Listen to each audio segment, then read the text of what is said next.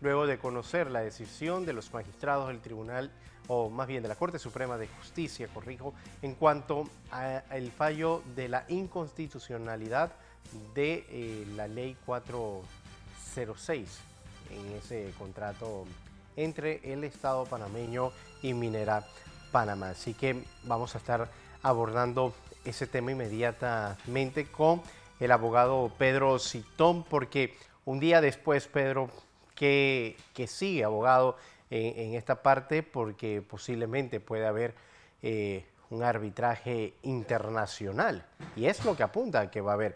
Bienvenido, Pedro. Buenos días. Muy buenos días. Sí, efectivamente, José Luis, estamos frente a una demanda de inconstitucionalidad fallada, en donde pone de manera explícita fin al contrato firmado por el Estado y Minera Panamá, pero a la vez también el mismo fallo habla de que se elimina la concesión. Por tanto, la Minera Panamá, que está ubicada en Donoso, no cuenta en estos momentos con una legalidad y, a tenor de lo dicho por el presidente de la República en el día de ayer, va a iniciar un proceso de expropiación, de finiquito, en torno a las actividades mineras. Lo cierto es que dependerá mucho de las conversaciones. Usualmente estas conversaciones, dependiendo de lo que diga el Tratado de Protección de Inversiones, demoran 3, 6, un año, pero lo que sí es cierto es que el gobierno va a tener que notificar a la Minera Panamá, de que, a First Quantum, de que ya inicia un proceso de finiquito y dependerá de muchos factores, muchas variables, que la expropiación se dé en un lapso perentorio. Dependerá también de las partes si hay un control del Estado sobre la mina o sigue regentando la Minera Panamá el tema de la liquidación, porque ahí hay muchos saberes de la mina. Pero lo que no hay duda alguna es que ya ellos no pueden, a partir de la fecha, hacer ningún proceso de extracción, ni mucho menos de explotación. Ahora, Pedro, esto lleva, como usted ha mencionado, varios pasos. Es decir, que eso no se puede decirle a esta empresa, ya la Corte falló de manera inconstitucional, ustedes se tienen que ir, ponemos un candado y adiós. Porque lo que dice el señor Saúl Méndez, que las calles tienen que permanecer cerradas, siguen cerradas en la provincia de Veraguas, específicamente en Santiago. Es decir, usted ha mencionado que puede tomarse hasta un año, entonces vamos a vivir un año encerrados, bloqueados. Bueno, yo no puedo hablar por Saúl Méndez porque no pertenezco al Supra, no soy su abogado. Lo que sí le puedo decir es que el proceso jurídico tiene que ir a la par de un proceso ambiental, en donde se negocie un finiquito por parte de ambas, el Estado y Minera Panamá, y a la vez se ponga un fin a todo eso de los embalses de relieve y el cierre de la mina como tal, rigiéndose bajo los principios medioambientales.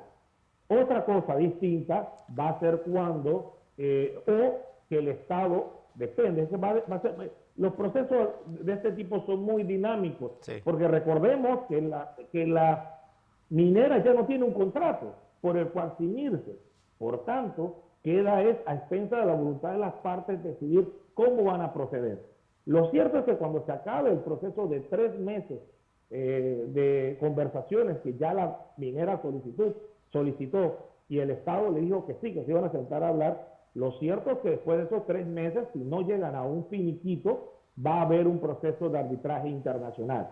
En ese proceso de arbitraje internacional, al la compañía no quedar con un contrato ni quedar con una concesión, lo más probable es que se ampare al Tratado de Protección de Inversiones que tiene firmado Panamá con Canadá y que la propia Corte Suprema de Justicia en su fallo señala, y es uno de los talones de Aquiles que tiene esa sentencia de la Corte Suprema, porque muchos decían que ese era el injurioso estudio jurídico que nos iba a liberar de toda responsabilidad. Pues bien, yo le informo a usted que esa sentencia de la Corte es muy básica, es de fácil lectura, tiene un esquema muy sencillo y que no aporta demasiados valores a favor de la causa panameña, más allá del tema medioambiental, que no es que lo toca a profundidad, pero que señala una serie de situaciones que la empresa debió prever al momento, los riesgos que se conocen, que debió prever al momento de contratar con Panamá. Dicho esto, la empresa presentará las demandas de arbitraje que tenga bien tanto el socio principal como todos los socios minoritarios, dependiendo si cada uno de ellos está amparado por un tratado de libre comercio, un tratado de protección de inversiones, o los socios minoritarios que no están amparados ante esos tratados se van entonces a beneficiar de la nacionalidad de los socios mayoritarios. Y ahí empieza un proceso muy interesante de arbitraje, que yo tengo que decirle algo. Ni son los millones, ni billones, ni los 1.000 millones que dicen algunos exagerados, como los ministros eran uno de ellos, y algún otro por allí, que va a ser condenado a la República de Panamá, pero tampoco yo siento que ese optimismo 2.0 que tienen algunos ambientalistas y algunos patriotas que dicen que nosotros vamos a salir bien librados de ese arbitraje internacional. Yo sí creo, con la experiencia que yo sí tengo, porque muchos hablan sin tener experiencia en materia de arbitraje internacional, yo sí creo que el Estado por lo menos deberá pagar una compensación justa a la inversión inicial que ha hecho Minera Panamá, que entiendo son de 10.000 millones de dólares. Por allí va la compensación, Porque, estoy seguro, Pedro, el Estado panameño. esto va a ser un arbitraje totalmente a Grupos Unidos por el Canal, el cual muchos dicen, nosotros le ganamos a Grupos Unidos por el Canal, pero son dos cosas totalmente distintas. Totalmente distinta. Es que confunden peras con manzanas. El arbitraje internacional, el litigio internacional se ve bifurcado por dos situaciones. El arbitraje internacional comercial, que es cuando, o contractual, que es cuando usted ve un contrato. Unidos por el Canal y el Canal de Panamá tenían un contrato y la interpretación de ese contrato era lo que daba pie a los fallos que dio el Tribunal Arbitral en Miami. Pero en esta situación es una protección a las inversiones, totalmente diferente. Y lo dice el fallo de la Corte, y por eso le decía yo a usted que era el talón de Aquiles de ese fallo. El mismo fallo de la Corte dice, es que ese tratado de protección de inversiones, no lo dice así, pero te lo estoy tratando de resumir, ese tratado de inversiones siempre favorece a los inversionistas. Y por eso es que muchos países de Estados Unidos, de la Unión Europea y países latinoamericanos se han estado saliendo de ellos. No les conviene porque vienen las condenas dentro de esos tribunales arbitrales. Y ese es un tema muy sensitivo y le voy a explicar también algo muy doctrinal. Los tribunales arbitrales no viven de precedentes anteriores. O sea, usted no puede decir, no, que Costa Rica ganó un litigio, que Salvador ganó otro litigio, o al sentido contrario, o condenaron a Venezuela por este litigio minero, o a Ecuador por este otro.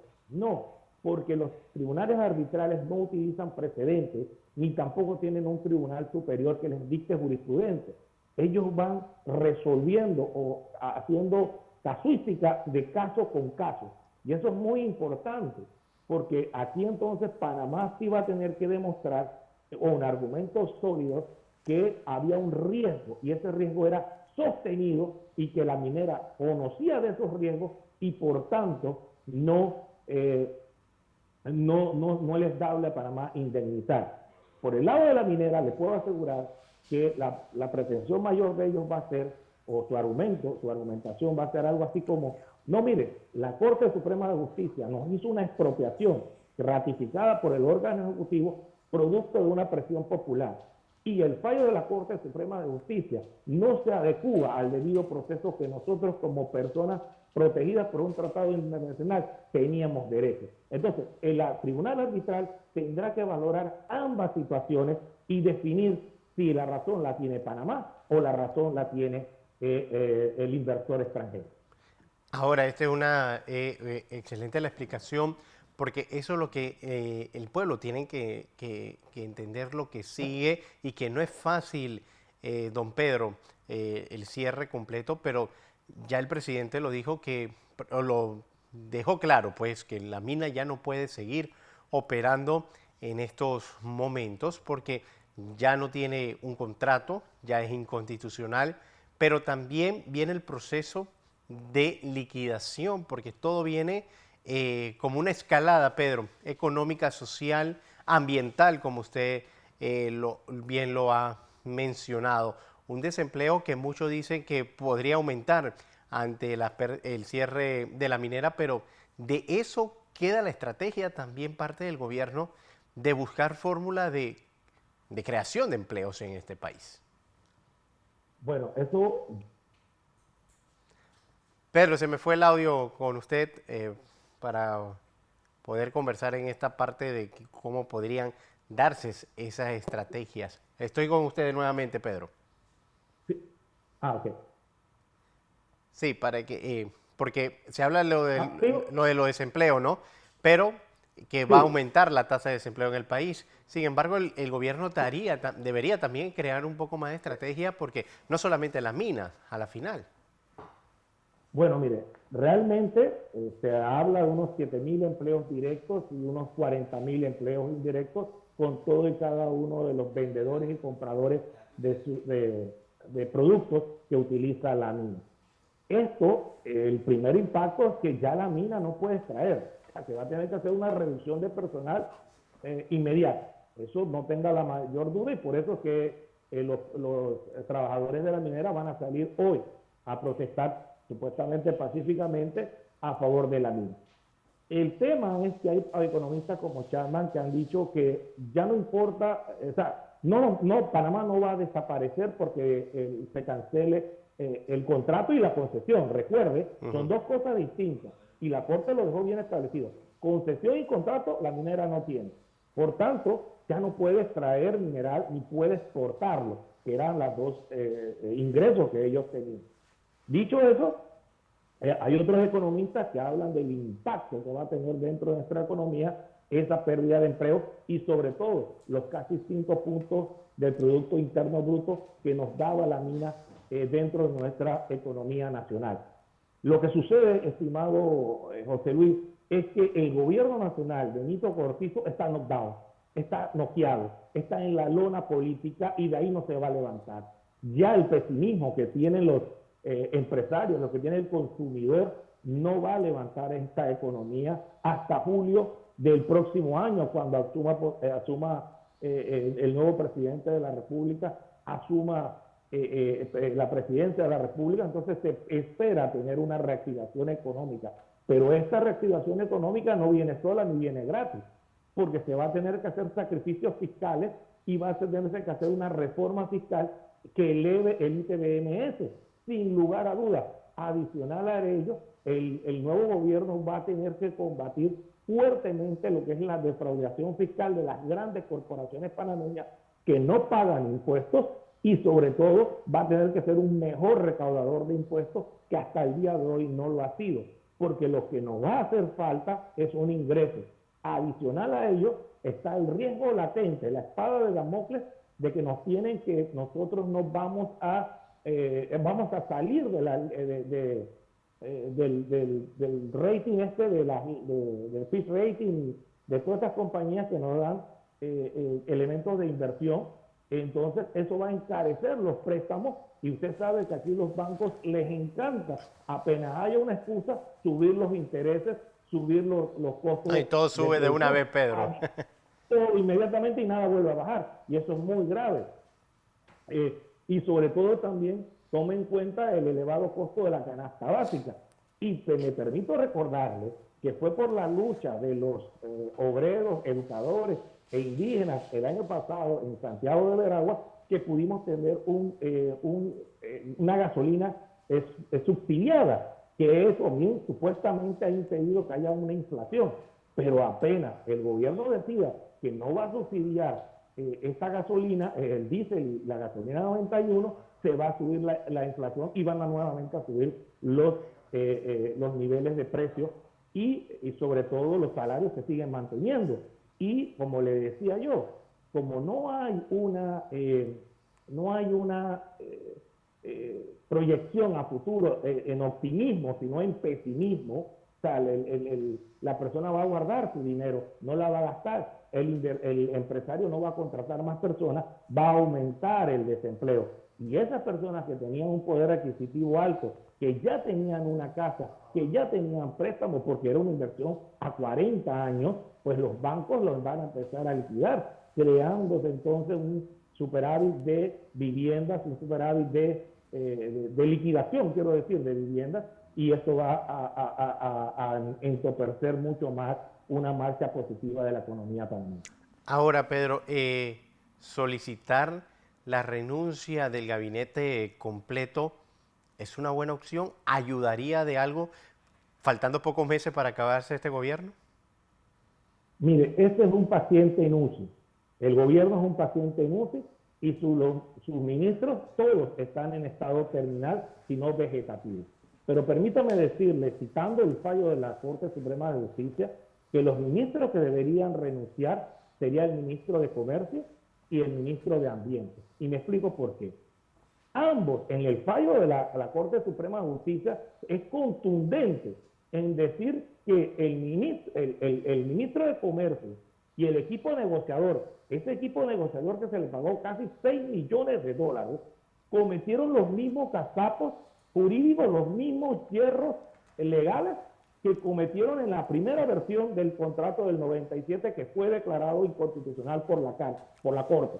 O sea, como dice la Corte, pareciera que los negociadores y el ministro de Comercio desconocían de plano el fallo de inconstitucionalidad del contrato original y lo volvieron a repetir. Pero lo peor no es eso. Lo peor es que cuando hacen el estudio, que es el estudio más largo que ellos hacen, es el tema medioambiental. Y dicen, textualmente, los regentes de este contrato no previeron ninguna de estas reglas medioambientales y obviaron la publicidad y la transparencia que da el Tratado de Escazú. ¿Qué quiere decir esto, estimado José Luis? Que definitivamente esos dos ministros tienen que renunciar hoy. Ellos no pueden seguir quedándose en el gabinete. No porque le da va a darle fresco o va a refrescar las caras del gabinete. Es que son un par de inútiles, un par de ineptos que no demostraron estar favoreciendo al Estado. Ahora, Pedro, yo le pregunto a usted, ¿querrá alguien asumir a ser ministro en estos momentos? Siempre hay un arrastrado que se muere porque en su último día le llaman señor ministro. Eso no lo dude. Pero eso mismo me preguntaba yo. Digo, renuncian, son destituidos. ¿Y a quién van a poner? A otro descalificado, a otro que no tiene credibilidad dentro de nuestra casta política y por lo tanto, cuidado que el remedio es peor que la enfermedad. Pero permítame decirle algo más que decía el fallo de la Corte, que el fallo de la Corte usted me ha hecho leerlo en demasía. Y decía algo así, es que los regentes no defendieron los intereses del Estado. O sea, y agrego yo, parecían todos estar bateando a favor de la compañía minera. No lo digo yo, lo dice la sentencia de inconstitucionalidad. Así que dicho esto, realmente sí es muy preocupante de que Panamá hubiese demorado 3 años, creo que se demoraron 2 años, se demoraron en firmar un contrato donde se cometieron los mismos hierros y en donde no se defendieron los intereses nacionales. Por eso, y permítame, antes que se me olvide, cuando los obreros, los sindicatos, los gremios, los educadores, los indígenas y el pueblo en general decía que el contrato era leonino, pues no lo dude. El fallo de la Corte así lo deja entrever. Fue un contrato totalmente leonino el que se firmó y fue lo que prendió esta generación espontánea de protesta a lo largo y ancho del país. Pedro, esto sería también bueno agarrar este fallo porque es algo muy importante donde el pueblo se involucró mucho. pero que no se dejen engañar solamente con lo que dicen las redes sociales, sino que lean el fallo en su totalidad, Pedro, y no se dejen de engañar de la gente que dice, lea tal página, no, lea todo el fallo para que usted No, pueda ser un crítico objetivo y principalmente, no sé, los jóvenes que están estudiando derecho en estos momentos, los profesores deberían ponerlo a leer este fallo y entrar en discusión porque tiene muchas cosas interesantes para que no se dejen engañar de lo que dicen en las redes sociales. buen apunte, José Luis, muy buen apunte. Yo, obligado por usted, que me ha puesto a madrugar hoy, pero le agradezco. Yo leí el fallo, sus 172 páginas, es pura, no, es citar el artículo declarado inconstitucional, que es el artículo 1 de la ley 406, más todo el contrato, ¿verdad?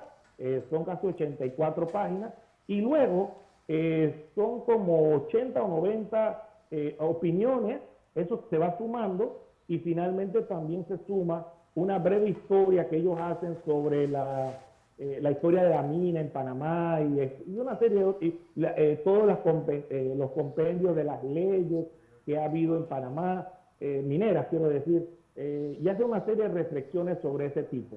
Así que el fallo realmente empieza como en la página 172, 173, y ella entonces ya se hace un fallo mucho más corto hasta la página, hasta la hoja 234, que es la firma de los magistrados.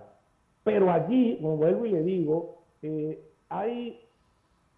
una lectura muy básica, es un fallo muy básico, una lectura muy sencilla. Sí. Bueno, Pedro, perdimos nuevamente la comunicación, pero le agradezco. Entender Sí. plenamente. Sí, le agradezco, Pedro, haya estado con nosotros y de verdad interesante lo que dice este fallo y bueno, la decisión.